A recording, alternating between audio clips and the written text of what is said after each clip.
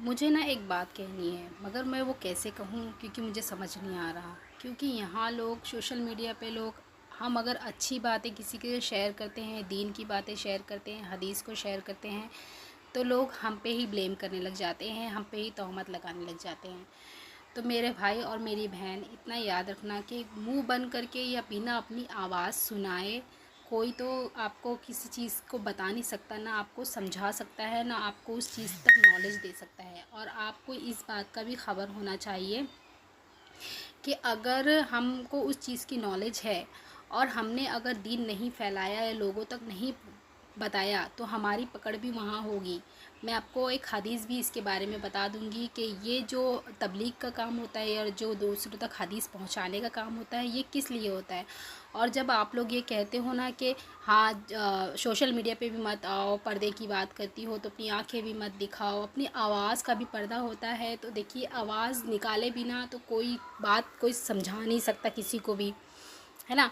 कुछ ना कुछ तो उसे बोलना ही होगा, तब तक आप तक वो बात पहुंचेगी। एक्शन के थ्रू तो कोई समझा नहीं सकता।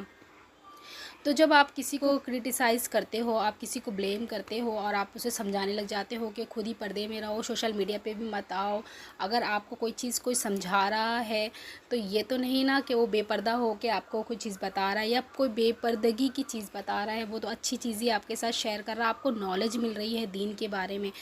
तो अब आप मुझे बताओ कि सोशल मीडिया के प्लेटफॉर्म के अलावा और कौन सा ऐसा ज़रिया है जहाँ से हम जो है अपने दीन को फैला सकते हो। क्योंकि जब यहाँ से गलत गलत बातें और जो भी बेपर्दगी की चीज़ें फैल रही है, तो अगर इसे हम कोई अच्छी चीज़ के लिए, पॉजिटिव चीज़ के लिए यूज़ कर रहे हैं, तो इसमें तकलीफ़ तो नहीं होना चाहिए किसी मुसलमान को। तो जब मुसलमान कोई किसी मुसलमान पे जब इस बात की तोहमत लगाता है ना, तो फिर वो बहुत ज़्यादा तकलीफ़ होती है। तो अगर आपको उसका नहीं सुनना है तो आप मत सुनो, लेकिन उस पर ऐसे भद्दे कमेंट या ऐसे उल्टे सीधे कमेंट तो मत करो। देखो, किसी के कमेंट करने से किसी को कोई फ़र्क नहीं पड़ता है, क्योंकि वो अल्लाह और बंदे के बीच का मामला होता है कि वो किस नीयत से क्या शेयर कर रहा है और किस नीयत से क्या बता रहा है। तो आपको अगर नॉलेज मिल रही है आप उसे लो, अगर नहीं लेना चाहते हो तो आप मत लो, सिंपल। तो इसलिए मैं आपको हदीस भी बताने वाली थी कि जो तबलीग किस लिए की जाती है, तो आप लोग ये हदीस भी सुनते जाओ। रसूल पाक सल्लल्लाहु अलैहि वसल्लम ने इरशाद फरमाया, अल्लाह ताला ने हज़रत जिब्राइल अलैहिस्सलाम को हुक्म दिया कि फ़ला शहर को शहर वालों समेत उलट दो।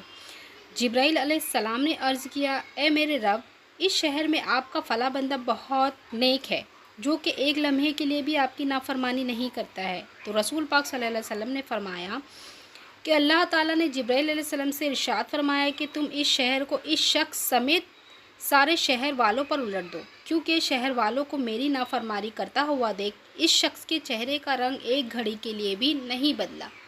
यानी कि वो खुद तो इबादत करता था, लेकिन वो इबादत के लिए दूसरों को नहीं बताता था, वो सिर्फ खुद अल्लाह की इबादत करता था बस, और वो दूसरों तक इस बात को नहीं फैलाता था। तो जिसकी वजह से जो अजाब आना था वो उस पर भी अजाब आया था।